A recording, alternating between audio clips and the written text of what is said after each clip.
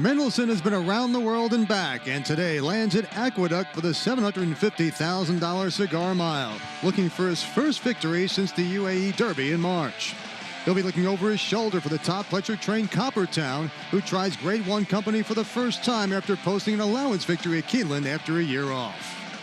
And it's hats off to Johnny V. Hall of Famer John Velazquez reaching another milestone by earning his 6,000th North American victory to become the 18th jockey in the history of the sport to achieve that coveted mark. Today, he'll look to add another victory to his resume when he guides Timeline in the Cigar Mile. The Cigar, Remsen, and more coming up next on Aqueduct Live. Welcome to Aqueduct Live, presented by Claiborne Farm. Over 100 years doing the usual unusually well.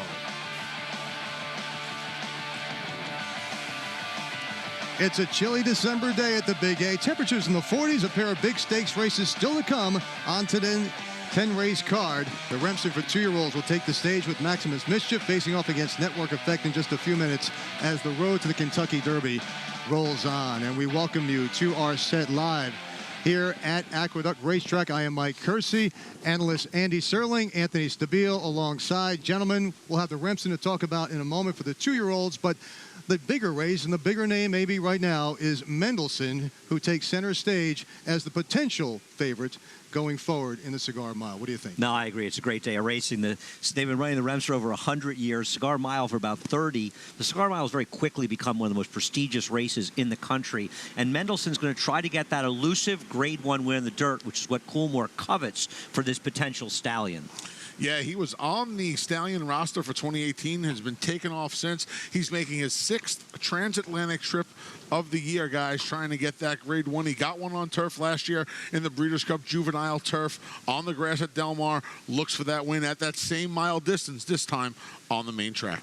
Well, then you have Pattern Recognition, one to keep an eye on. Anthony, I know you like this horse a bit. It has the home course advantage, 2 for 2 here. Yeah, I like Pattern Recognition a bit. I also like his stablemate Timeline. They ran 1-3 in the Westchester back in September at Belmont Park. Pattern Recognition in the Kelso, rather. Back in September, you see Pattern Recognition on the inside, his stablemate Timeline behind him. Pattern Recognition got a late start to his career. 4 years old, he's broke his maiden here at the Big A.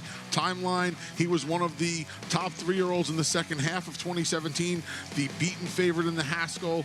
He's looking to regain the glory everybody thought he would achieve. Pattern Recognition coming into his own at the age of 5. Both these horses benefit from being inside in the Kelso, and they benefit today from drawing towards the outside in today's Cigar Mile, the best place to be. Now look at today's races, including the 105th running of the Remsen Stakes for 2-year-olds, a Grade 2 worth $250,000 at a mile and an eighth. Part of the road to the 2019 Kentucky Derby. The Remsen coming up in race 8. We'll also have the 30th edition of the aforementioned Cigar Mile, presented by Naira, a handicap for 3-year-olds and up on the Aqueduct main track, carded as race 9. And here are the weather and track conditions presented by Piranha Fly Spray, the preferred fly spray of Aqueduct Racetrack. Piranha on, pests gone. Well, the main track is fast, the turf course in good condition, and again, we have just a few races left here on Aqueduct Live. Races 8, 9, and 10 coming up as we take a live look into the paddock area, and we'll go down there in just a few moments as well with Maggie Wolfendale joining us. Well, bet Aqueduct Racing with us today and 200 other tracks nationwide with an Ira Bets account. It's free to sign up and enter promo code LIVE for a bet $200. Get $200 new member bonus. Earning the bonus is easy. Just bet $200 in your first 14 days to earn $200 to your account. Visit NairaBets.com to join now. And a look at the field for the Remsen. And right now, even money on the 6 Maximus Mischief, 2-1 on Network Effect. Andy, what are you thinking of the current odds? Well, they're going to change dramatically. By post time, both these horses will be a very similar price. And Anthony and I disagree on quite a bit in racing, and that's what racing's all about. This is one we agree on. Network Effect should be favored in this race. No question about it. He has the win at Saratoga. He has the 2nd place finish in the Nashua right here at the Big A, a Grade 3 last time, behind a horse who can be any kind in Vacoma. He's been real good for George Weaver. We'll see if Maximus Mischief can take his show on the road up I-95 from a couple of dominant wins down at Parks. But we're going to have to see if he can do it in the city that never sleeps. And he's very visually impressive winning this race. You'll see how he's just a comfortable winner of this race. Now, how much faster they can go is debatable. He probably couldn't really go any faster. The second place finisher came here in an off-the-turf race and was 3-5 and was a very mediocre second. And I think it draws into question how good overall the fields he was facing. And he's facing a top-quality horse in Network Effect, who lost to arguably one of the best 2-year-olds in the country in Vacoma in the Nashua, the natural prep here at Aqueduct in his last start. Yeah, he comes in wearing those Cassius King, those familiar Cassius King colors. Of course, we remember the 2005 Triple Crown Trail of Fleet Alex. Many feel he may have been the one who should have ended the drought after a poor ride in the Kentucky Derby. He then went on to win the Preakness in Belmont in very, very good fashion. Those Cassius King silks back here in New York. And here is some silks that we are very familiar with. Andy here in the Big Apple. Clarvich Stable. Clarvich Stable represented with Network Effect as well as Pattern Recognition. Obviously won the owner's title at Saratoga. This is a very talented horse. His debut at Saratoga, he overcame taking dirt the whole way and had to make a couple of moves to get it done. Got a little bit sick and he missed a chance to run the Breeders' Cup, and they took their time, ran him in the Nashua and ran that very good second of Vacoma.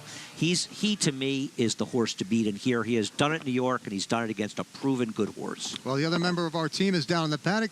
Maggie Wolfendale is down in the paddock with a look at a few of the horses, including Maximus Mischief, the horse to beat right now. And this is brought to you by Hillendale Farms. Maggie?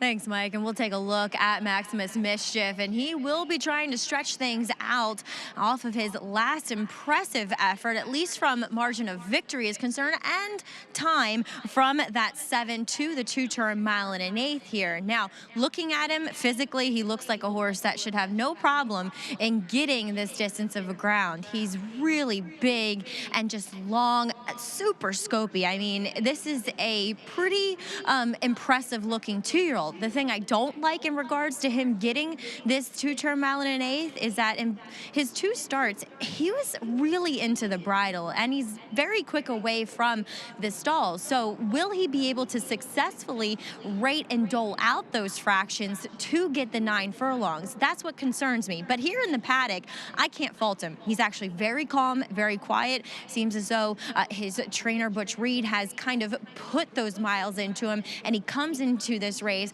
as a fairly relaxed individual. Now we'll move on to a horse who switches from turf to dirt, and that's number 1, Jungle Warrior for Jimmy Jerkins. And as far as pedigree goes, this one is out of Harissa, who is a Barbara Fritchie winner, and 2, Half to Timber Ghost, a horse that's fairly successful for Jimmy Jerkins on the main track. And looking at Jungle Warrior here in the paddock, he definitely looks like a horse that should be handled on the main track. I really don't have any doubts about that. He's a good-looking type, and I don't think the distance will be that much of a concern either. The problem I have with him is that we haven't seen him since the middle of September, in which, honestly, he could look just a touch more fit in regards to the fact that he only has 2 races under his belt, and you have to be a pretty fit customer to handle the 9 furlongs here at the Big A, as they are on the walking ring here, Mike, for the Grade 2 Remsen. All right, Maggie, we thank you very much for that insight as usual. We'll talk to you a bit later on. A very, very interesting field here. And again, we're going to take a closer look at these horses and get some selections as well. Bet Aqueduct Racing with us today and 200 other tracks nationwide with a Naira Bets account. It's free to sign up and enter promo code LIVE for a bet $200, get $200 new member bonus.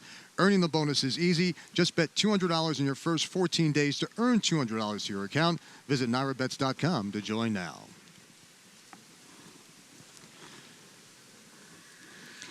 We're about to get riders up here. Guys, what do you think a little bit about the 3-year Bourbon Wars? Well, I mean, you know, you can't blame Mark Hennig for taking a shot with Bourbon War. He took a shot when he entered the turf just a couple of weeks ago, and the race came off, and he was rewarded with an impressive win.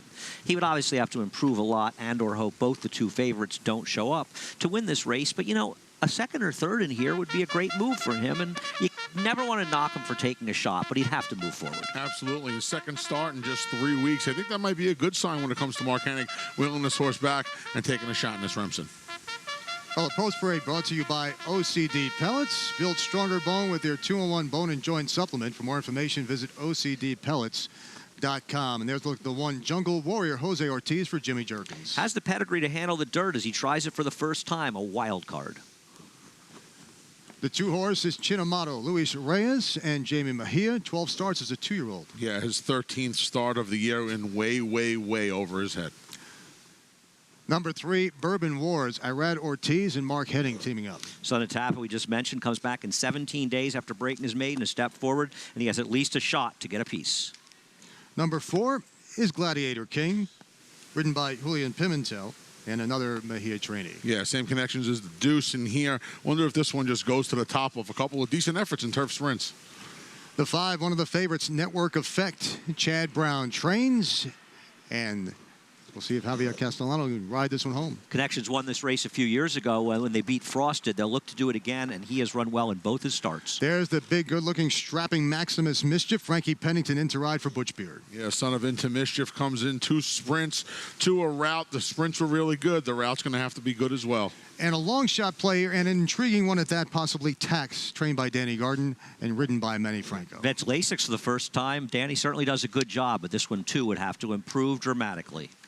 Let's take a look at Anthony's Pick 3 ticket coming on the board right now. Anthony, who do you like in the Pick 3 starting here in race 8? Well, I'm going to take some liberties here, Mike, because I'm going to pitch Maximus Mischief. I'm going to use Jungle Warrior, my top selection, Network Effect. You mentioned Tax. He's the only horse in here that's won on dirt around 2 turns. We saw it happen in the Demoiselle. The 2 horses with 2-turn experience ran 1-2. I think it's important for the younger horses. We'll use the 2 Chad Browns and Mendelssohn in the Cigar Mile presented by Naira Bets, and we'll spread in the last using the 2 Charlie Baker horses and a couple of prices towards the inside. All right, an interesting Pick 3 ticket from Anthony Stabile. Coming up, we'll take a closer look at the $6,000 Victory Man. Hall of Famer John Velazquez becoming just the 18th jockey in the history of the sport to reach that coveted milestone. It's coming up next on Aqueduct Live.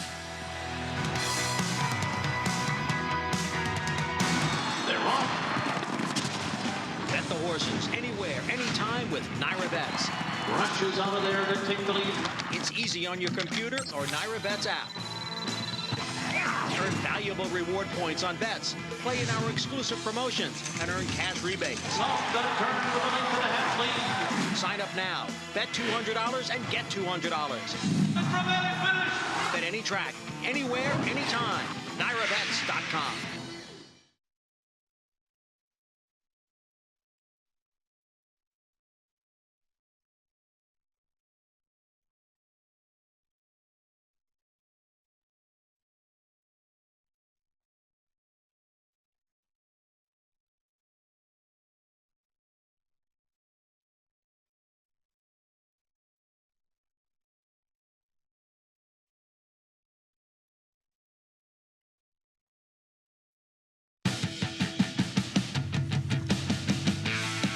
Welcome back to Aqueduct Live. Mike Hersey, Andy Serling, and Anthony Stabile, along with Maggie Wolfendale in the paddock. Great to have you with us. The Cigar Mile coming up a bit later on, but right now it is the Grade 2 Remsen Stakes, the road to the Kentucky Derby. The winner gets 10 points to that road.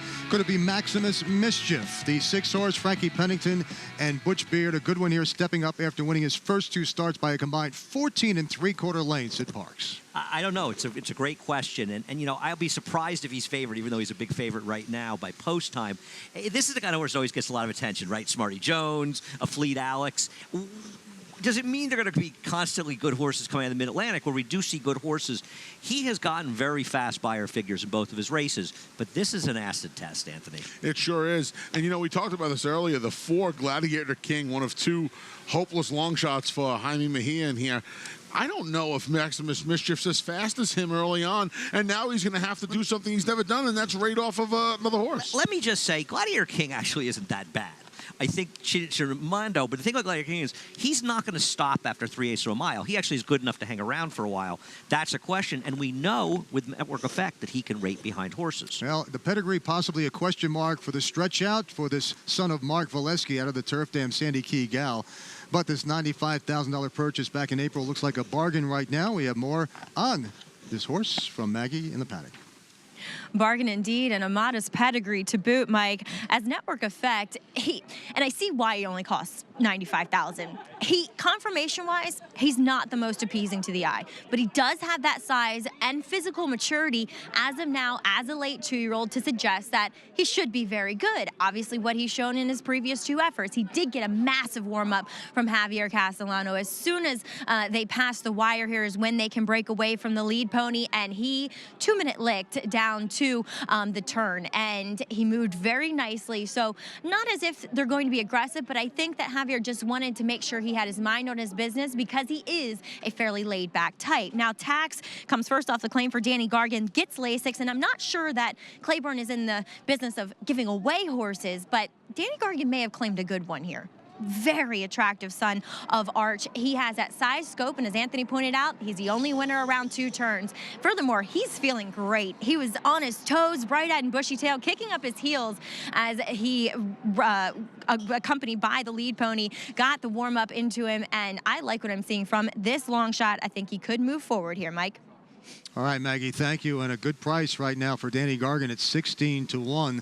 The one Jungle Warrior, your selection, at 7-1 on the board. And Andy, as you thought, things changed a little bit near post time with the 5, now the top selection. Yeah, you know, they're very close to the doubles, and I just think a Chad Brown local horse has got to be favored over a horse from out of town, Anthony. No question about it. You see Chad Brown, you see Hall of Famer Javier Castellano. Nothing against Reed and Frankie Pennington, but what did Woody Stevens say? The buildings get a lot bigger on this side of the Hudson. Yeah.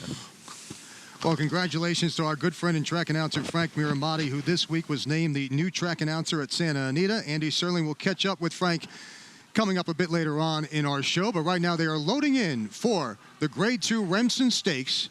2-year-olds traveling 9 furlongs. The purse $250,000, and this is one of 5 races here at Aqueduct as part of the Road to the Kentucky Derby. So an interesting race indeed. Yeah, no, we saw Thunder Gulch win this race. We've seen some very, very great horses win this race over the years. And now we see Maximus Mischief acting up just a little bit. Not sure if he did this down at Parks. Different gate crew here, obviously, for the first time in his career as well. Big buildings scaring him? But big buildings might be scaring him now. But now they're in, and the last one's ready to load his Tax. All right, Tax also a bit hesitant right now, but a good price. Let's see how it plays out here in race 8. Sort of the late pick 3. Frank Miramati with the call.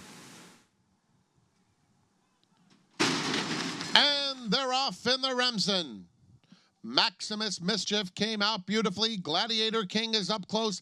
Tax on the far outside. And Chinamato. Just behind them, Network Effect is a close-up 5th, only 3 lengths off the lead. A gap of 4 back to Bourbon War, and Jungle Warrior is at the back of the pack into the first turn. And it's Gladiator King on the inside, Maximus Mischief a comfortable second, Tax 3 wide in third. Chinomato is tucked in along the inside of Network Effect. This quintet covered by 3 lengths. Another 3 back to Bourbon War, who's in hand early, and a hard-to-handle Jungle Warrior wants to get right into the race, has moved up to take 5th as they straighten up for the run down the backstretch. And it's Maximus Mischief in between rivals with a narrow advantage over Tax. Down at the rail, it's Gladiator King 3/4 behind in third, and Network Effect drafts behind them. They're followed by Jungle Warrior, 4 lengths off the lead, coming to the half-mile pole. Chinamato and Bourbon War, 6 lengths covers them. Into the far turn they go. Maximus Mischief, Tax 3/4 back second. Gladiator King is coming under heavy pressure. Network Effect between horses. Jungle Warrior outside of that pair has 3 to make up.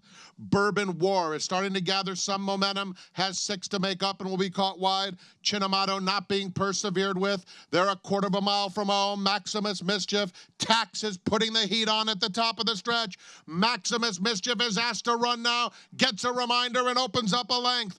Tax is second, 5 back to Network Effect in third, followed by Bourbon War. They're coming to the 16th pole, and it's Maximus Mischief proving he's the real deal as he opens up late. A belated rally from Network Effect. Maximus Mischief wins the Remsen. Network Effect found his best stride late to finish second. Then it was Tax and Bourbon War. Well, Maximus Mischief, Butch Reed, Frankie Pennington teaming up here, and a confident ride by Pennington. Absolutely, in a race that was very, very fast relative to the Phillies, almost 5 seconds faster than them. And this was a dominating winner. The pace wasn't that fast, but he was down towards the inside the whole way. And Maximus Mischief, a very deserving winner, though the runner-up. Network Effect had a little trouble after the start. Yeah, had a trouble right when the gate opened, lost a little position there, was on the inside. I know the winner was inside. I think maybe once Network Effect got outside, he seemed to be a little more ambitious. I'll tell you what, they came the last 3/8 of a mile here in under 37 seconds. That's a really good time, not only for this time of year, but for the way this track's been playing, Andy. I agree. We'll take a look at the head-on of the start and see exactly what took place, because it does seem like Network Effect took the worst. They broke okay. What happened exactly here? It feels like the 6 kind of crossed over now without watching the pan after that, and maybe we can get the pan. We don't know if he was actually interfered with, because you don't know if he was actually clear. Yeah, we're going to check it out right here. They break Maximus Mischief. It just looks like Network Effect almost took himself out of there a little bit, just intimidated just slightly, and it cost him that length or so in position early on. Hard to say it cost them the win here. I think that would be an exaggeration. Yeah. As you say, they were coming home, and these tracks have been playing very, very slowly, and it feels like the times for that Demoiselle was legit. Now, obviously, those are inferior horses, but I think what we saw here were 3 horses that ran a very quick race. Yeah. They did. It finished up 6-5, 7-3. Unofficially, we're waiting for it to become official right now. But 7-5 on Maximus Mischief, which I guess you could say after the morning line is a bit of a bargain. Well, the tall buildings, Anthony, did not scare him off. This horse is a good horse. I mean, I'm joking around with you. Because let me tell you, I don't think Network Effect ran badly in defeat here. I just think the winner is a very good horse. I'll tell you what, I think the first 3 finishers all ran really well in here. Network Effect, you like the fact that he overcame a little adversity in the start and picked horses up late. Tax was on it the whole way, was widest of all. He hung on for 3rd. They beat the 4th horse by a long way. And you can't say the pace was that slow, because Network Effect was close enough. All right, we'll have the prices coming up in just a moment. There's a look at Justify. Yes, the debate is on for who's going to be Horse of the Year. Accelerate, Justify, that debate between Andy and Frank Miramonte coming up a bit later on.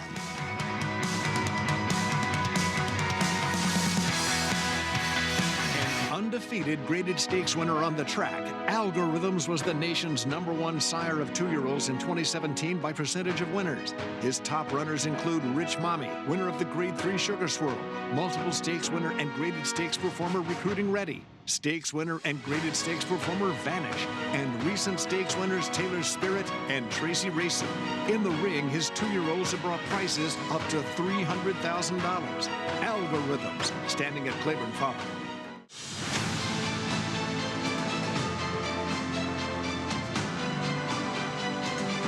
I was hoping when we entered this horse in the sale that I would come up here and being my name's Happy and have the first run Happy that hit it out of the park. We're ecstatic about it. He's just a natural athlete. He's got length. He's got good substance to him. He's very correct. He's got a very free, effortless walk. Very intelligent, good mind. This is the horse we brought here to make a sound. Run Happy, standing at Claiborne Farm.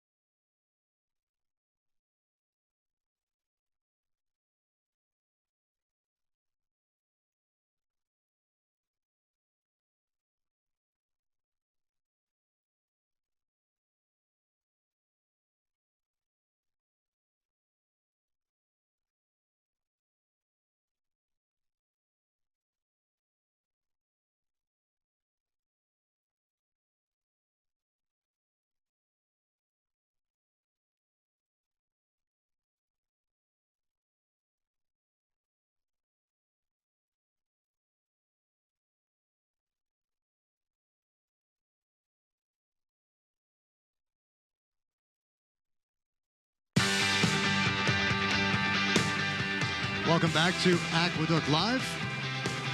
Mike Kersey, Andy Serling, Anthony Stabile, Maggie Wolfendale, and a look at the Smiling winner here, and he has reason to be smiling. That's Frankie Pennington, and boy, wherever he rides, he just does a great job. He knows his way around a horse and what to do with him, and he certainly did with the winner here. Right, there's so many people in the game, trainers and riders, outside of the ones we see in the big time here in New York, and it's nice to see these people win these big races, and at the end of the day, a good horse can take you there, and this is a good horse, Anthony. It's nice to see some loyalty, too, because you got to think that Butch's phone was ringing off the hook when this horse was nominated for this race. More so now, yes, sir.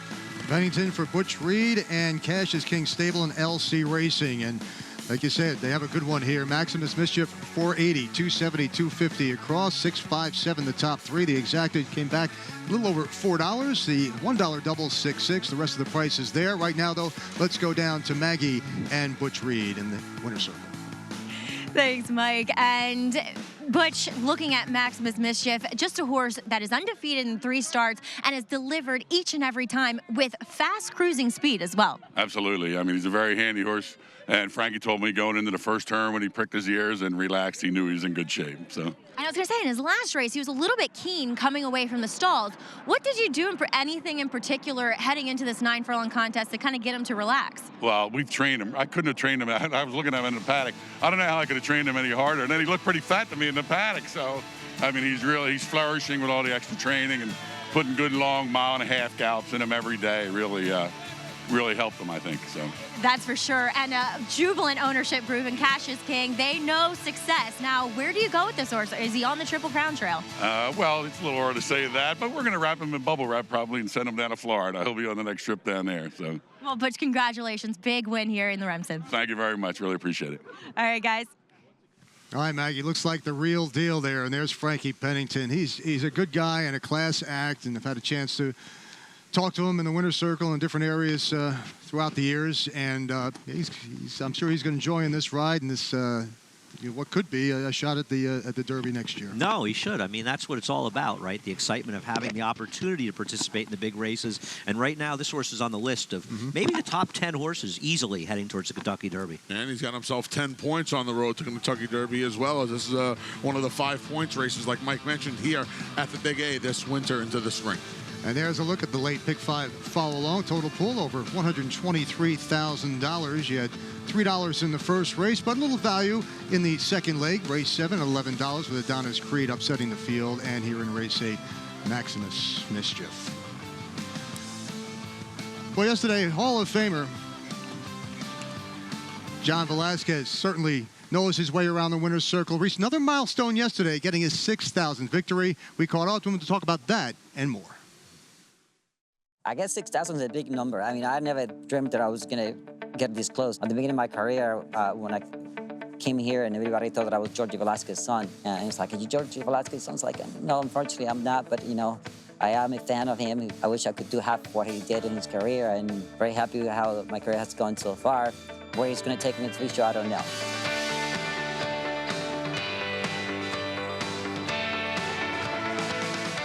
I went to the jockey school in Puerto Rico, and that's where I started riding.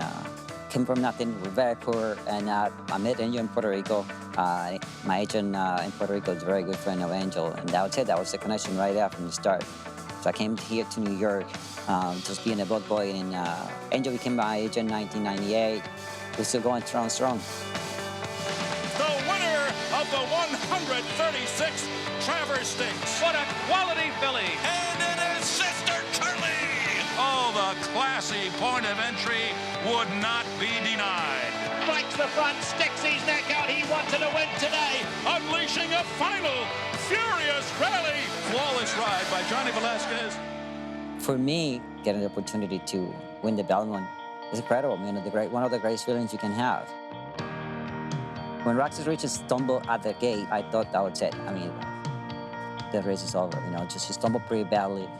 By the time we got to the backstretch, she's feeling very good, and she's willing to do what she was doing. And after that, I was pretty confident she was going to run well. They're coming down to the wire. It's going to be very close, and it's going to be Rags to Riches, the first filly to win it in over a century. What a feeling. I mean, you could not get anything better than that, and for her to put that much effort, you know, after falling on her face, you cannot describe the feeling, really. I'm very grateful that she actually won the race. I thank every owner, every trainer, every assistant trainer. I hope that all of you remember that you've been great to me.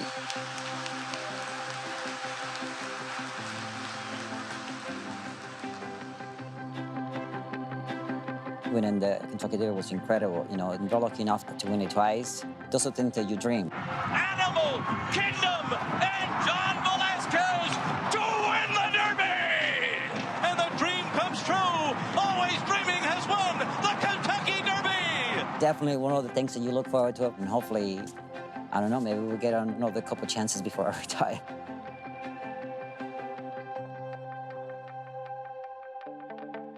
They're at the top of the stretch, and Singapore Trader opens up two. There are no coincidences. It's Pletcher for Johnny B's 6,000th victory. And ladies and gentlemen, the New York Racing Association salutes one of the all-time greats, John Velazquez, win number 6,000 on Singapore Trader. Never dreamed of you know, go on this fire and win that many races. Hope to stay healthy and see where it takes me. Well, the Hall of Famer, Johnny V, 15 Breeders' Cup winners, a couple of Derby champions, almost 33,000 rides. Can you imagine? It's amazing. I was just saying to Anthony off camera, I can't even barely remember when he started riding. It's not that long ago, but it wasn't long before he was considered one of the top riders in the country. Johnny rode his first horse in the United States for my father, a horse named Rockville Center, right here in the winter of 1990. We finished second to a horse ridden by Angel Cordero and trained by his late wife, Marjorie. And John Velazquez in the Hall of Fame. Anthony's father, he's a Golden Gate. The Hall of Famer elected in 2012. The two-time Eclipse Award winning jockey has another chance to add to the resume. He'll be aboard Timeline next in the Cigar.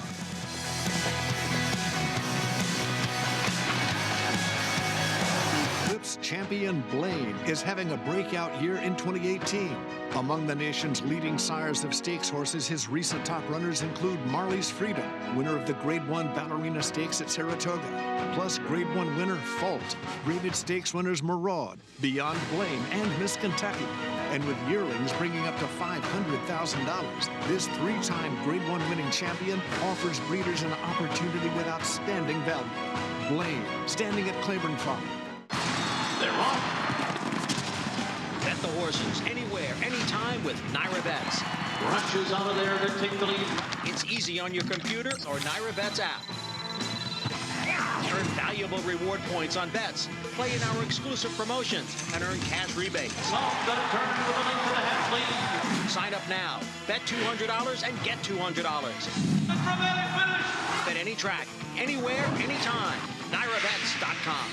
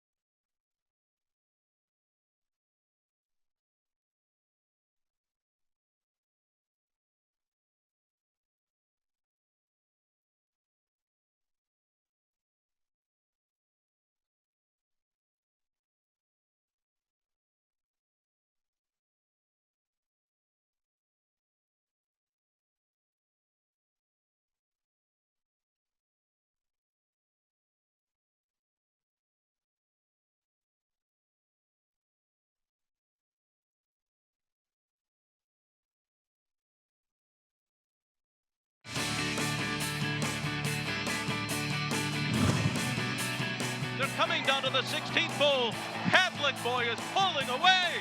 He's so impressive today, the others didn't even have a prayer. Catholic Boy rolls in the run. Happy Travers.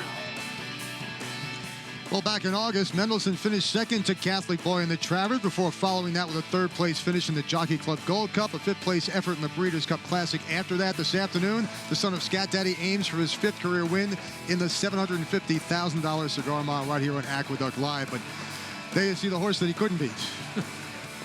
Yeah, Catholic Boy was good that day. You know, Mendelssohn's a funny horse. I mean, Aidan O'Brien, who arguably did not have his usual great year over in Europe this year, he has struggled with dirt horses. Now, to be fair, a lot of times it's just Coolmore taking a shot and trying to improve a horse's stallion value.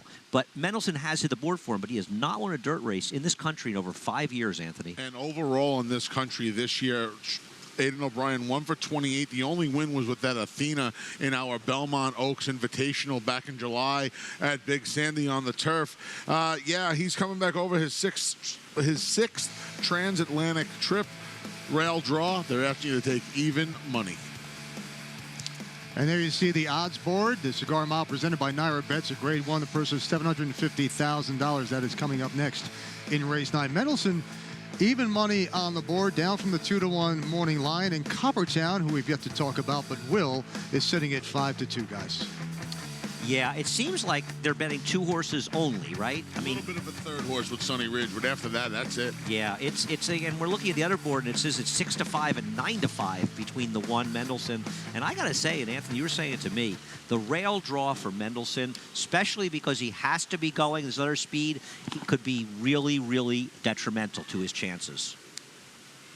Yeah, he's they took any option. They took any option away from him. Well, we're going to go down to Maggie Wolfendale in the paddock. This paddock report is brought to you by Hillendale Farm, standing Curlin for $150,000. Maggie, what do you have here on Mendelssohn? Well, can you hear him, Mike? He's announced his presence, as he always does, in his pre-race antics, and he does it every morning as well when he is training. He's behaving. It's not as if he's gotten very wound up or anything like that. It's just Mendelssohn. That's what he does. He announces his presence, and look, he looks as though he's traveled well, as we see him arriving here at Aqueduct this Thursday. He knows what he's doing. He handles traveling very well, and some horses don't. And this is probably, honestly, one of the better times I've seen this horse look is in regards to his weight and his muscle mass and conditioning. Yes, I think his hand is completely forced from that inside post position, but connections have cited that they have no other choice but to go away from there, running, and be on the lead. I like what I'm seeing here, guys. I'll watch him in his warm-up. Sometimes he does have the propensity to get a little bit more keyed up there, but it usually doesn't have that much effect on his running. I think actually when he does get a little more keyed up is when he does do his better running, now that I've learned, and I've seen him several times throughout the year. Now, his main foe is Coppertown, who returned to the races off of a year-plus layoff for Todd Pletcher and destroyed 5 other rivals at Keeneland that day. And, I mean, he didn't have the greatest of trips. Yes, maybe they were somewhat of an inferior bunch, but I think Coppertown is right back where he was before that layoff. This was an impressive horse before the year-long layoff, and he comes back looking even better than what he did before. He's filled out. He almost looks like a painting here, and he's always been one that is kind of a good feeling type of horse, and he kind of struts his stuff in the paddock. He has matured a bit mentally overall, which I always like to see, but Coppertown looks phenomenal here, guys. He has his running shoes on, at least from what I can tell, and that Todd has him ready second off the bench. Now, number 6 is True Timber, a horse that admittedly I have been a fan of throughout his career for Kieran McLaughlin. I think he resented being down on the inside in that Bold Ruler handicap. He was well beaten that day by No Dozing, who destroyed that field back here in early November. He, too, looks great, looks as though he's heading into this race in fine fettle. He'll just have to work out the right kind of trip. And I'm not opposed, though, to the mile distance. Honestly, he's run better going shorter, but I think a one-turn mile is A-okay. He'll be a big price, obviously, Mike. All right, thank you, Maggie. We appreciate it. Coppertown, the son of Spice Down, trained by Todd Pletcher. Andy, your thoughts on maybe how the the pace scenario is going to play out here. Well, you know, listen, as they say, pace makes the race, and between Mendelssohn, who has got to go, and you were saying, Anthony, and I agree, has no choice, and Coppertown, and even potentially True Timber, we're going to see some pace in this race. I mean, Coppertown, to show you the kind of talent he has, he dusted pattern recognition by over 6 lengths last year. The problem is, this race we're looking at Keeneland was his first race in a year and 6 days, and now he comes back in stakes company at Grade 1 for the first time. These horses, more often than not, do not show up in these big races. But Anthony, if he shows up to the best visibility, you could argue he's the horse to beat. You know what, Andy? The pattern reminds you a little bit of Army Mule, who won our first Grade 1 of the year here, the Carter, back in April. Maybe it's appropriate for a lightly raced Todd Pletcher runner to win our last Grade 1 of the race, the Cigar Mile presented by Naira Bets. I think that's a very fair point. You're right, our first Grade 1 of the year, and Army Mule, arguably the most impressive performance in the dirt we saw in this country this year that day, and that was his first stake race as well, so it's happened before. We shall see. I am intrigued by this horse, but I would not take a short price. Jose Ortiz, Chad Brown teaming up with Pattern Recognition, son of Adios Charlie, 2 for 2 at the Big A, including his maiden win and then an allowance victory at today's distance. I remember telling trainer Chad Brown shortly before his maiden victory, you know that you're 1 for 16 with 4-year-old first-time stars in the dirt. And he said to me, I'm about to be 2 for 17. And this is a good horse. And he drew very well on the outside. But, Anthony, he had the run of the race, setting a moderate pace in the Kelso on a very good rail. He absolutely did. And I think, and we're fans of this horse, Andy, but I think you got to worry about the fact that his best races all seem to be when he is forwardly placed. And he's just simply not fast enough to be hanging tough early on with the likes of Mendelssohn and Coppertown. He may have the run of the race from that outside draw, but the ones, we talk about how when the fans see the ones, they gravitate towards him. When he has the ones on his entire race on the card, he's a lot better than when he doesn't show those ones. Well, in all fairness, the fastest Beyer speed figure he ever ran, he did sit second early in that race. And I think drawing to the outside in this racetrack is a real benefit to him. I believe he's going to get the best trip, but I also think that arguably the horse towards the inside who finished second to him, Sunny Ridge, should get a good trip as well because he can drop back and get to the outside. And he just ran a better race in the Kelso when you look at it. Yeah, and he's going to have some pace in here to run it as well. And Jason Service, who has had another Jason Service-like year. Lately, the horses really have been starting to rev up again from the Service barn. And if he gets on one of those rolls like he was on in July, when this horse won the day before Ferenz Fire galloped and beat Mendelssohn in the Dwyer, Sunny Ridge is going to be awful tough today. Yeah, he's a dangerous horse in here. It's, you know, this is a race where I really feel like the early stages of the race are going to tell you a lot. Number one, Coppertown cannot get left like he did last time. You can't get left in a race like this. If he doesn't get left and he's engaged in the pace and he and Mendelssohn are going quickly up front and towards the inside, then other horses are going to get the right trip. It's going to be very interesting to watch this race develop. It's Riders Up, and there you look at the 5. That's Coppertown. 4 career races, stepping up to Grade 1 company. Had a win in Keeneland after a year off, so we'll see if the seasoning is enough for this horse to get the job done this afternoon.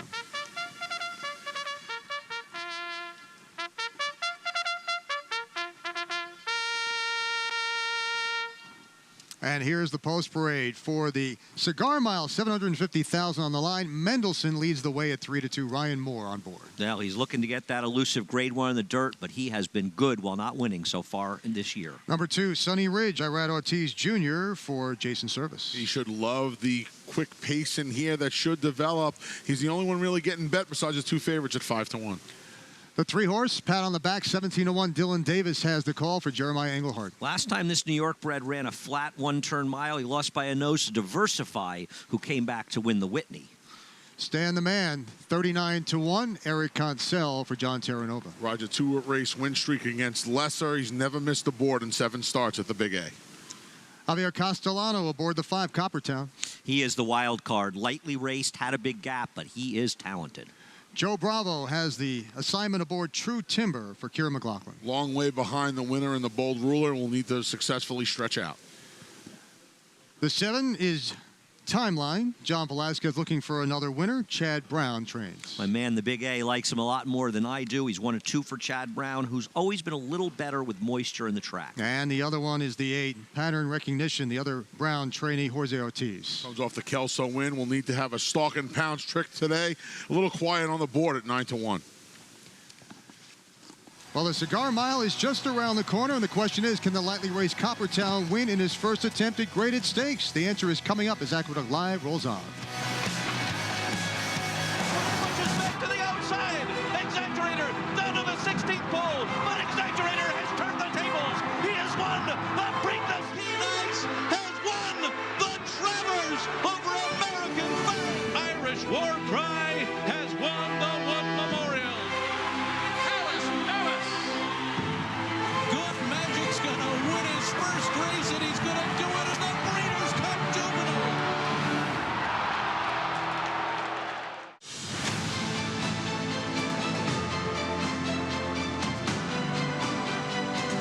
I've been really pleasantly surprised. I saw quite a few run happies on the farm, and it looks like the horse is throwing leg and presence and doing everything you want to see a first-year sire doing. This one has a lot of bone. He has a great hip angle. He's got a lovely hind leg, and best of all, in motion, he's just an absolute weapon. Run Happy, standing at Claiborne Farm.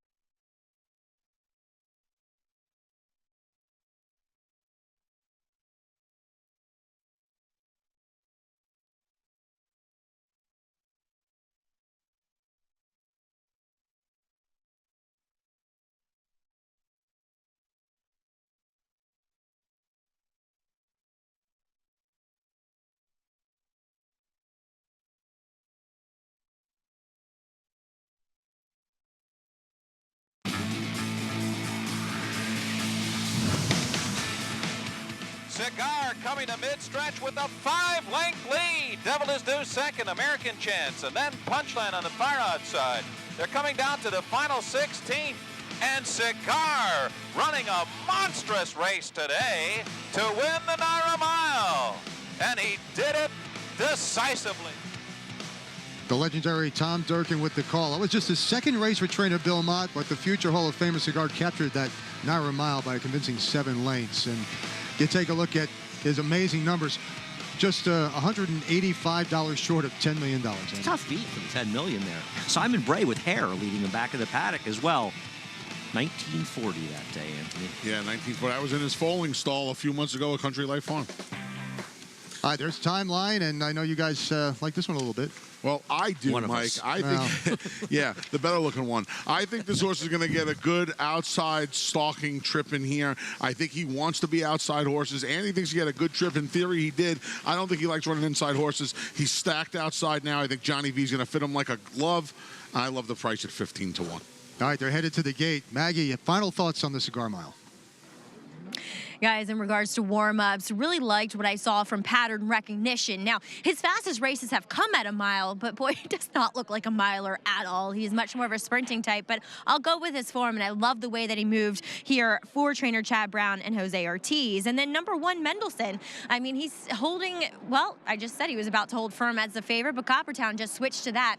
He was fairly quiet for himself in his warm-up and the preliminaries. I don't know if that's a good sign or a bad sign here, guys, as when I saw him the most wound up heading into the Jockey Club Gold Cup is arguably when he ran his best race, Mike. All right, Maggie, thank you. And we are moments away from the Cigar Mile. They're about to load in. And as Maggie mentioned, Coppertown now taking the late money. Oh, he really is. I mean, I think a lot of people also are scared about the rail for Mendelssohn as well.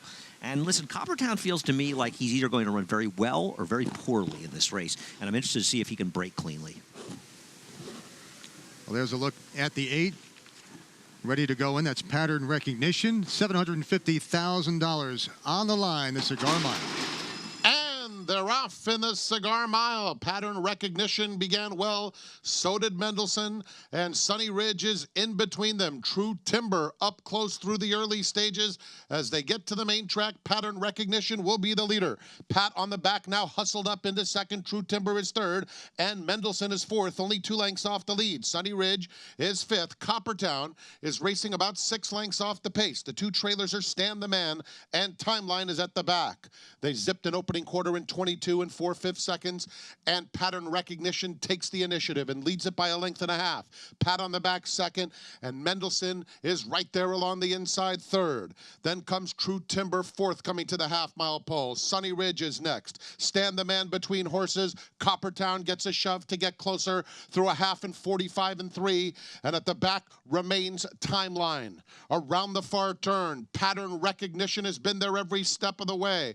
He does it well past the 3/8 pole in front, 3/4 of a length. Pat on the back. Mendelson comes under some serious pressure now as Coppertown circles up on the far outside. True Timber is just inside of him. They're followed by Stand the Man as the field turns for home. Pattern Recognition clings to the lead by 1.5 lengths. Pat on the back. On the outside, True Timber is finishing well. Sunny Ridge comes alive down on the inside of Mendelson. They're in the final furlong. It's Pattern Recognition who just keeps on going. An outstanding performance from Pattern Recognition, coast to coast in the Cigar Mile.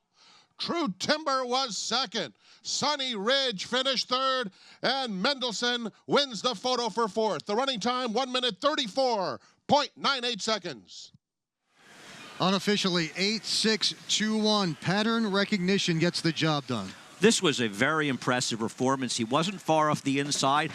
Anthony broke so sharply, he carried Jose the lead. He took, as you said, Mendelson out of his game, and Pattern Recognition, amazing performance. You and I have talked about this for 3 days on Talking Horses. How does it develop early on? Well, you know what? When Jose Ortiz is on one that has speed, there's one way it develops. Right to the top, take no prisoners. Sensational effort here. Shades under 135 on this racetrack. Huge effort. Congratulations to the Connections getting Pattern Recognition a grade 1 here in the Cigar Mile. And the 5 Coppertown, disappointing throughout the entire race. Well, he didn't break sharply, right? We talked about that, and it's so important for a horse like him. He was towards the outside, but he just never got into his rhythm. We said he'd run well or he'd run poorly. He got bumped a little bit by Stand the Man coming out of there. Maybe it cost him a little position early on, but Javier Castellano was asking him at the half-mile pole, and he tried to get him outside of horses. He was really riding him hard to get into position, just didn't fire today. Well, a big day in many ways for Jose Ortiz. He's celebrating this victory, of course, but he had an even bigger celebration this morning with the second child being born, his son Derek. Congratulations to Jose and the entire family and wife Taylor for their second child. And again, that's a pretty good daily double right there, isn't it? Yeah, it is. How about the effort by True Timber in here? 31-1. He comes into 3/4 of length of posting a huge upset for McLaughlin and Calumet Farm. Yeah, I mean, he had been improving and didn't run well in his subsequent start. It makes you wonder what happened to No Dozing, who beat him so easily last time. But he ran very, very well. Sunny Ridge coming up the inside might not have helped him. He ran well. And, I mean, Mendelson didn't run badly. He just never got in the race. No, he was never able to show his speed. Another thing that the sharp break from Pattern Recognition did was get him in front of him and able to take him, make him take some dirt, and get him out of his element chasing today. And over 20,000 in starter loyalty awards for Pattern Recognition. As a smiling Chad Brown has a reason to be happy here in this spot. To debut a horse as a 4-year-old in April and to keep him together, he obviously has issues, and to win a grade 2 and a grade 1, it's nothing short of remarkable. And I think Chad Brown wins a lot of races, but it's these kind of performances that set him apart, that show why he does such a sensational job, Anthony. Yeah, this was some training job. We mentioned that earlier. You know, when you stick with these horses and you see it to fruition, you stay with these horses, keep them in training a couple of years before they even see the starter.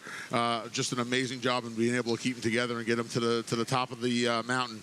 Sensational training job, great effort. And this is a stallion-making race, and you're not going to see a lot of Adios Charlie standing, but this horse will be standing at stud. Well, with the 2 favorites out of the top 3, the numbers are going to come back very nice here. 5-1 on top, 8-6, 2 and 1. Here are the prices.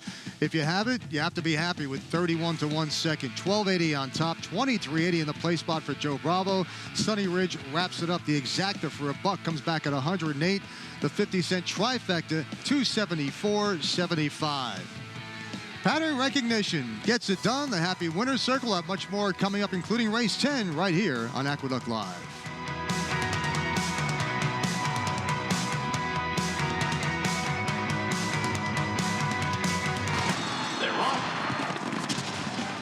Horses anywhere, anytime with Naira Bets. Rushes out of there to take the lead. It's easy on your computer or Naira Bets app. Earn valuable reward points on bets. Play in our exclusive promotions and earn cash rebates.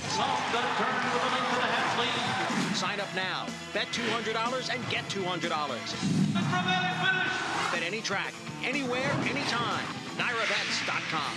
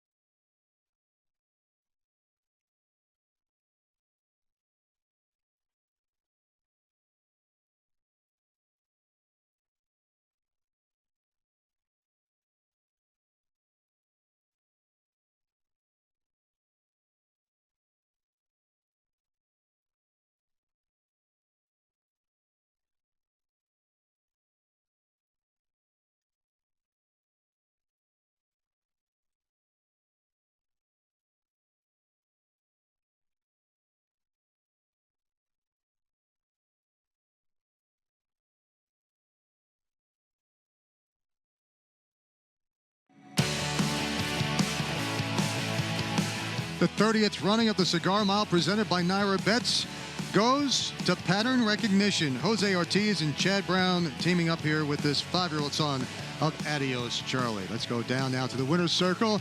Maggie has the winning connections.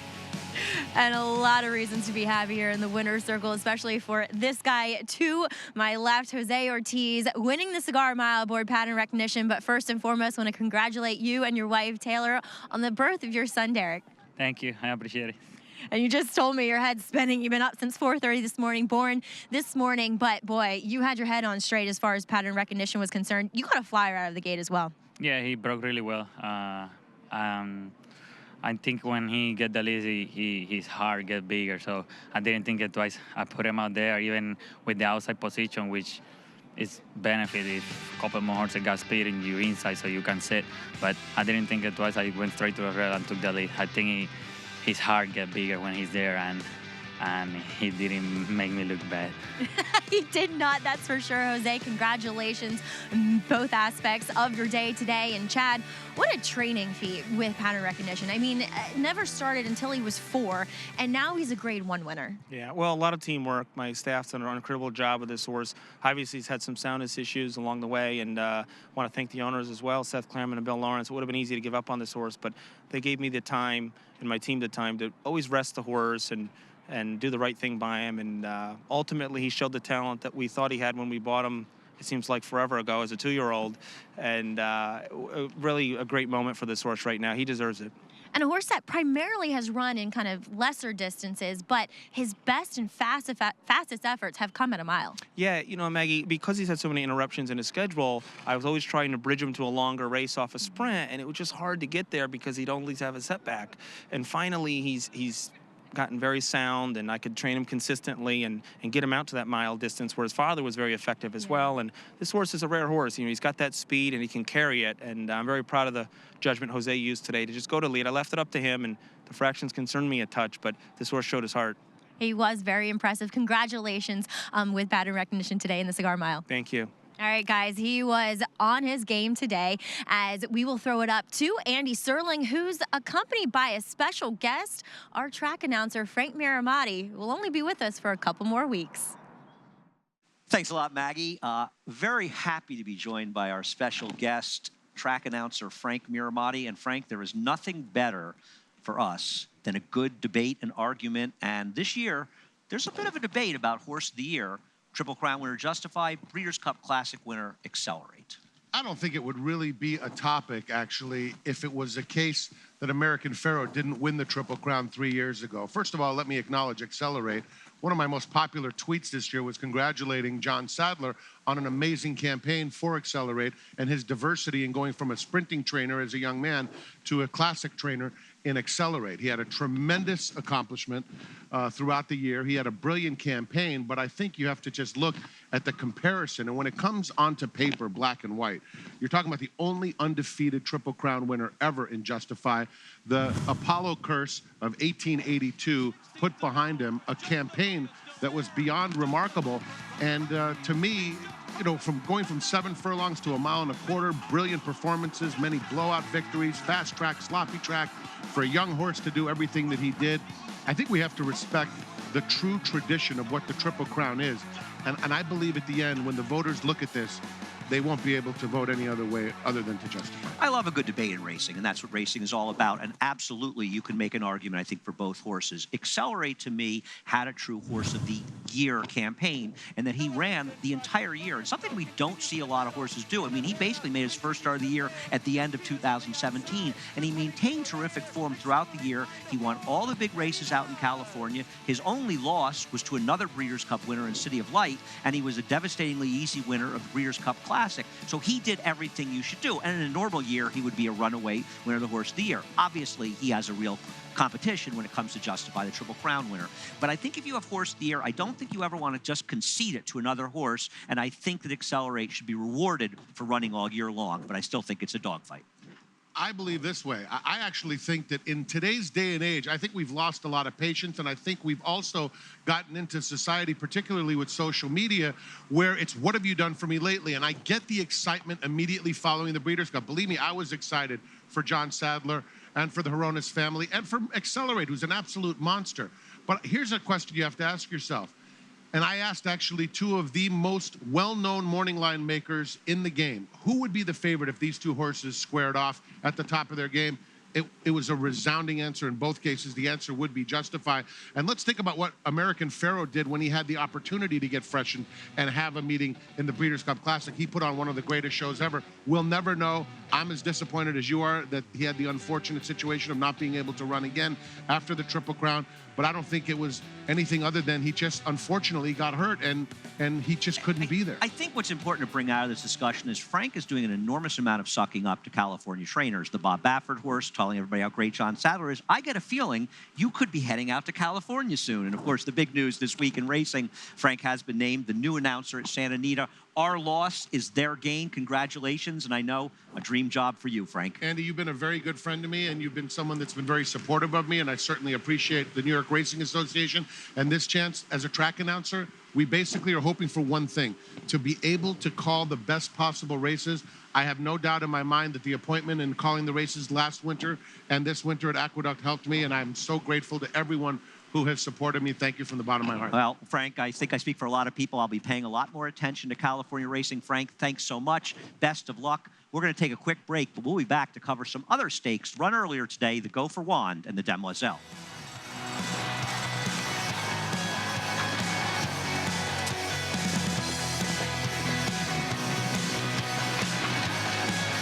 Grade 1 winner Lee traveled the world competing against the best of his generation. A graded stakes winner on both dirt and turf, he set a new track record in the Grade 1 Don Handicap and retired with earnings of more than $2.3 million. Now his flashy first crop yearlings are turning heads, with first yearlings bringing up to $650,000. The sky is the limit for this promising young stallion. Lee, standing at Claiborne Farm. How do New York breds perform? They win in world-class company. From Grade 1 races in Dubai, where New York-sired, New York-bred Mind Your Biscuits won the Golden Shaheen for a second time, to Belmont, adding to his status as the richest New York bred with a close second in the Met Mile. The Belmont Festival saw 2 more New York breds become millionaires. 4-star Crook in the New York Stakes and world record setter Disco Partner with a repeat victory in the Jaipur. New York breds, get with the program.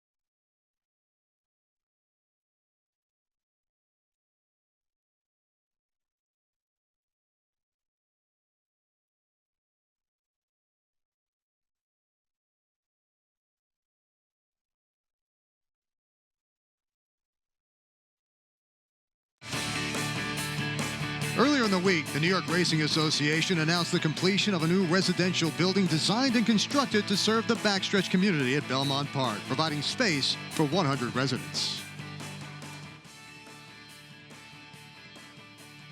Now in 2018, we're opening Dorm 2 behind me, which has 100 beds.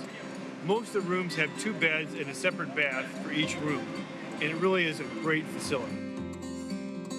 I couldn't have dreamed of a better outcome. The buildings are well built, they're beautiful, and we're going to have people living in really nice living conditions, which is what they deserve.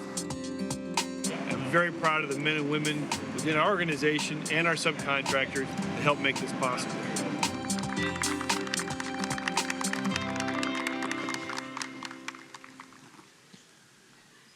And we welcome back to Aqueduct Live.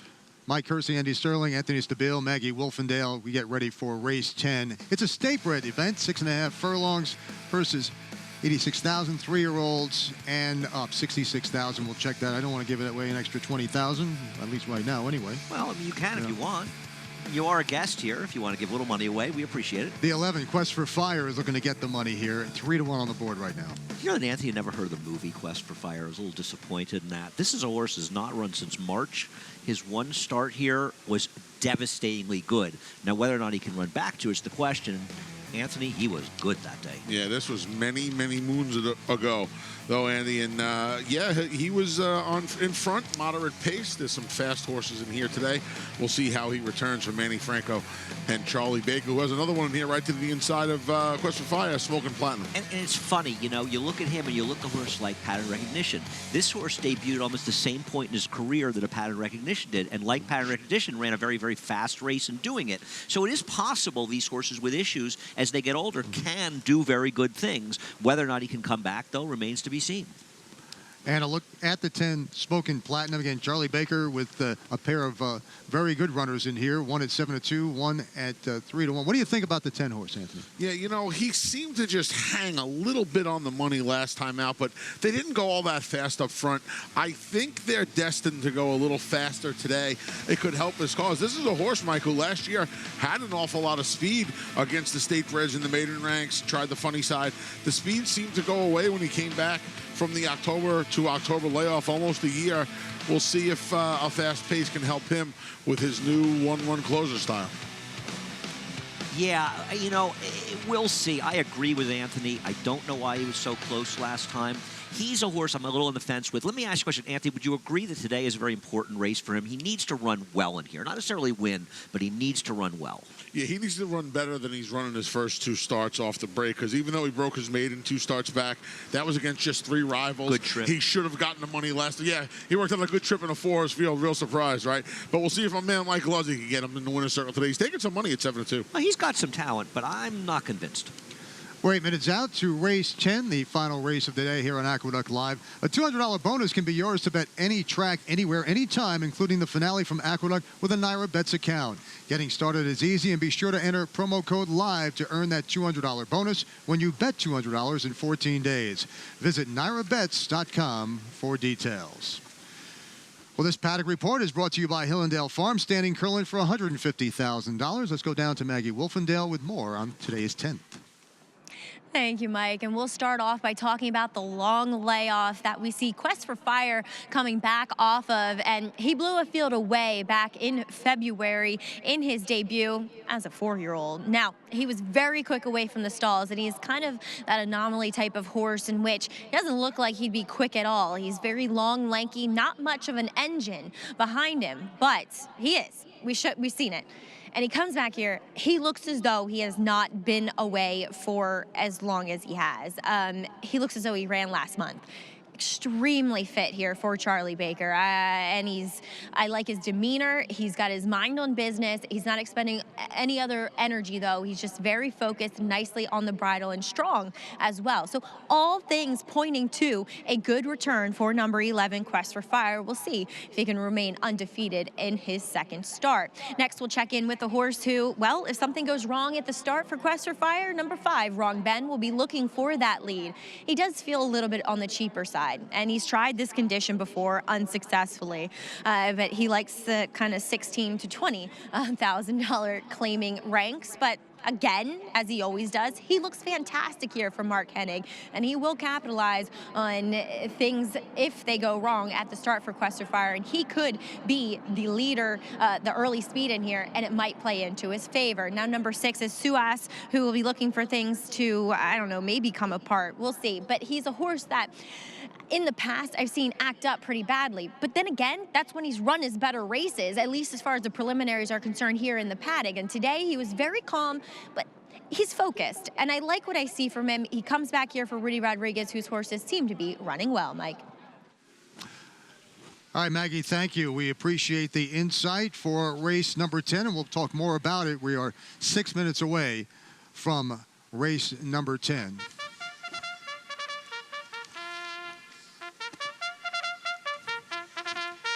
And it's time for the post-parade as we take a look at the 1. This is Gorelli.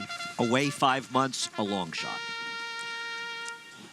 Number 2 is Let Me Tell You. Bruce Levine trains. Blinkers off, looking for his second dirt win. Race 3, number 3 is I Love Jackson. Michael Maselli trains. Dylan Davis aboard. He quietly actually ran very well in his last start. Not impossible to price. Scratch the 4. The 5 is Wrong Ben. He is dressed up off a gold rail win. He is in deep here and is an underlay. Rudy Rodriguez will send out the 6, Swas. Hope Ortiz takes him back off the pace as opposed to the hustling ride to the lead last time out. The 7 is Expediter, Luis Reyes, and Michelle Nevin. Speed's the name of his game. He's my long shot pick off the trainer change to Michelle Nevin. The 8 is Gehrig, looking for victory number 4. Chips in after spending a lot of time at Finger Lakes, does own a win over the course. Scratch the 9, Foolish Ghost. The 10 is Smokin' Platinum, one of the favorites here. Yeah, the first of 2 for Charlie Baker. He'll need a speed duel to set up his late kick. Second time starter is Quest for Fire, the 11, another Charlie Baker trainee. This is a talented horse, but he was very much with a speed-friendly track last time and been off a long time, but he's the goods if he can get it done here. And possibly a live long shot, the 12, Our Last Buck for George Weaver. Yeah, got to the lead from the rail last time against Maiden 40, steps up to the allowance ranks today. All right, coming up, it's race 10, this state-bred allowance race, $66,000 on the line. It's Baker's 1-2 punch as the stablemates duke it out in today's finale.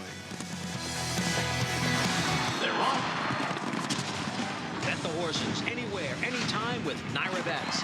Rushes out of there to take the lead. It's easy on your computer or Naira Bets app.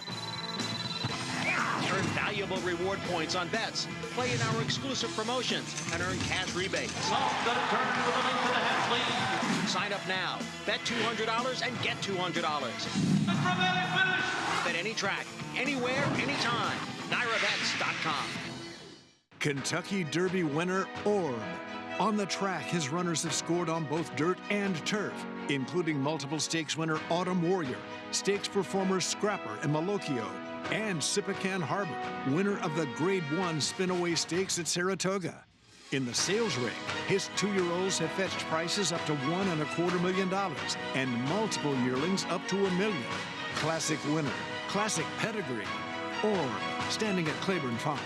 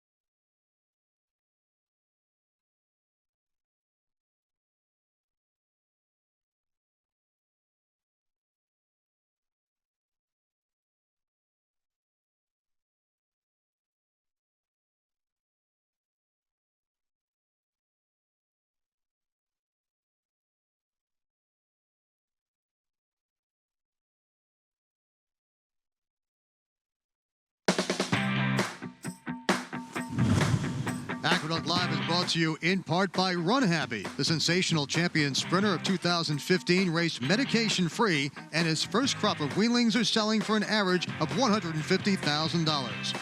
Run Happy stands at Claiborne Farm for $25,000.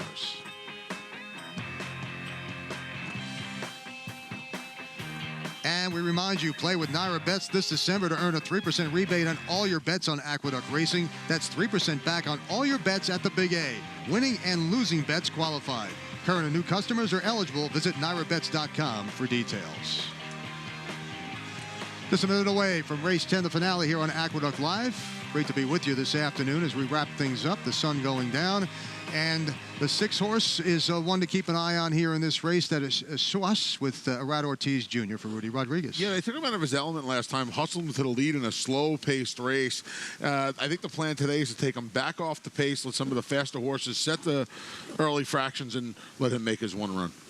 All right, and the 7 at 21-1 is Expediter Luis Reyes has the call here. It's just a bit of a shot I'm taking. Michelle Nevin, really one of my favorite trainers, does a sensational job. And this horse is a good form at Finger Lakes, and I figure switching to Michelle, she's had the horse for a few weeks. At 20-1, I could bet a few dollars. All right, let's go to Maggie right now for some final thoughts on the 10 Smokin' Platinum. Maggie?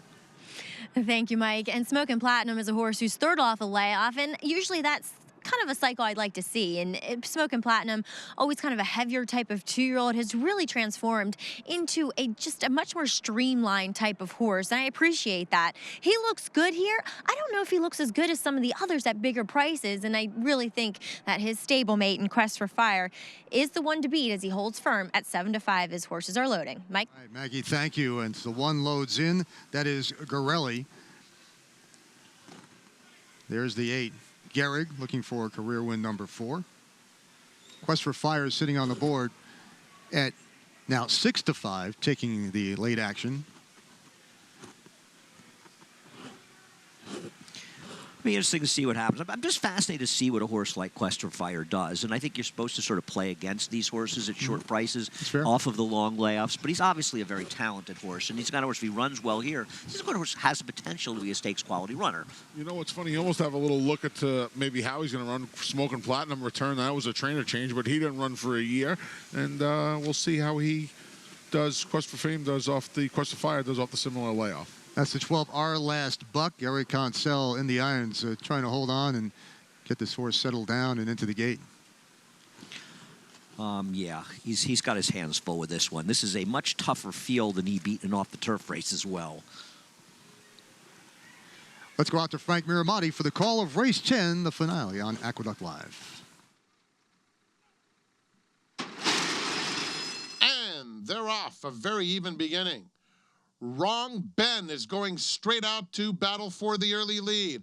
On the outside, Quest for Fire in the orange colors is right up alongside, and in between those two is Expediter. The pace is fast and furious. Suas is next, passed at the rail by I Love Jackson, who's up to take fourth. Let Me Tell You is next. Extreme outside, Our Last Buck in the pink has 8 to make up. He's now joined by the gray, who's smoking platinum as they come to the half-mile pole. The two trailers are Gehrig and Gorelli. 22 and 3 for the quarter. Wrong Ben shows the way around the far turn. Expediter in between horses. Quest for Fire on the outside now moves up to take second. There's room at the rail for I Love Jackson, who comes through about 2.5 off the pace. Smoking Platinum in the meantime is the gray, battling for second with a quarter of a mile to go. Suas under the whip, not responding. Wrong Ben turns for home with the lead. I Love Jackson chasing through a half and 45 and 4. Smoking Platinum far outside. Our Last Buck and then Suas. It's still Wrong Ben. He still has a 3-length lead coming toward the 16th pole. A very game I Love Jackson is trying his best along the inside. On the far outside, Suas kicks it into high gear late. Wrong Ben, Suas, a final surge. Wrong Ben all the way. Suas was second. Photo for third between Our Last Buck and Smokin' Platinum. 5, 6, 1, 2 in this order. The 12 and 10 battling for third and fourth, guys. Probably a named horse, at least for me. If you're going to be wrong, be very wrong. Wrong Ben couldn't have been more wrong about him. He was impressive. He outran some fast horses for the lead, set an honest pace, and drew off. This racetrack changed considerably between the 6th race and our 8th, 9th, and 10th races. It absolutely did. You want to be forwardly placed more so towards the end of the day today. Keep that in mind when you're handicapping going forward. Suas ran nicely once he got outside of horses. He doesn't like to be in and amongst horses, it appears. And once he got some clear run, he made up some ground. Unfortunately for me and his backers, too little, too late. Well, some good prices to wrap things up in the finale. 5 to 1 over 7 to 1. And again, tight for the show. The 12 might have edged out the 10, but the photo will tell us for sure. And Quest for Fire, he chased outside early, and he just had no response whatsoever. Unfortunately, whatever kept him off the racetrack just didn't allow him to run at all today. We'll take this brief timeout, come back and wrap things up on Aqueduct Live with prices from race 10. So stay with us as we continue. Once again, among the world's leading sires, Warfront has sired 8 champions and 9 millionaires. Recent Grade 1 winners include Fog of War, European champion U.S. Navy Flag, and Lancaster Bomber, plus an ever-growing list of graded stakes winners. He is also sire of the $2.4 million sale topper at Keeneland September, the world's highest-priced yearling sold in 2018. International Super Sire Warfront, standing at Claiborne Farm.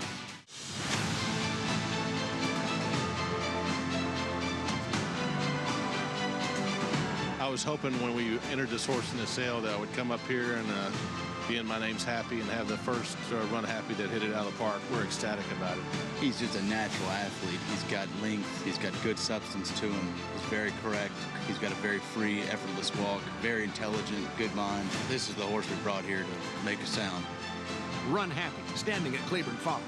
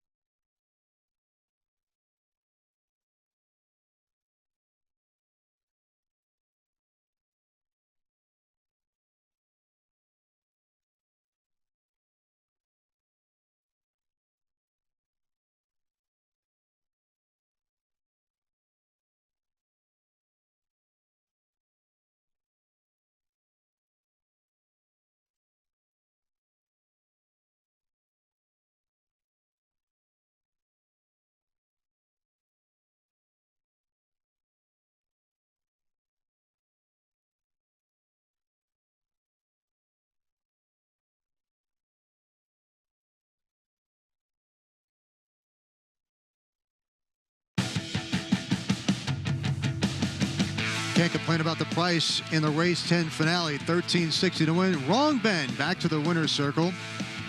And there are the prices. The 5-6 exacta comes back at 54 and change.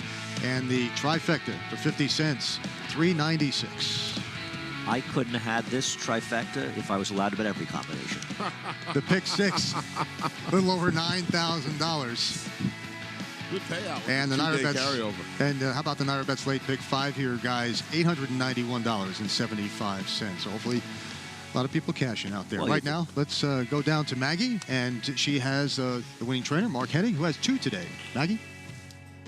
That's right, Mike. And Wrong Ben, Mark, is a horse who, when he gets to the lead, he gets very confident out there. He does. You know, he's a neat old horse. You know, he's won a lot of races, which is helpful in a race like this, you know, because we dropped him down and, you know, he kind of ground his way back up to this condition. I thought after that last race, you know, numbers-wise, why not give him a shot in here? Yeah, 5 for 12 lifetime. And really, you can feel that his confidence was kind of through the roof. Yeah, and you look back, I put blinkers on him for 2 starts, and those were just miserable starts. And ever since, you know, it seems like if he can get the lead and horses, he feels the presence, he fights on.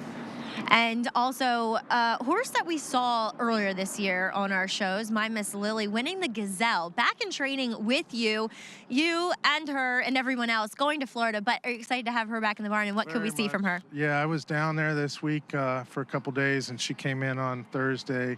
I got to watch her train Friday before I came back up, but we're really looking forward to her, Strike Power, and a few of the others that are coming back off a nice rest. Well, Mark, we'll miss you here in New York, but safe trip down to Florida, and congratulations on taking the last. Thanks a lot. I'll be back. I'm leaving a string here, so we'll have 20 here this winter, so we'll have a presence.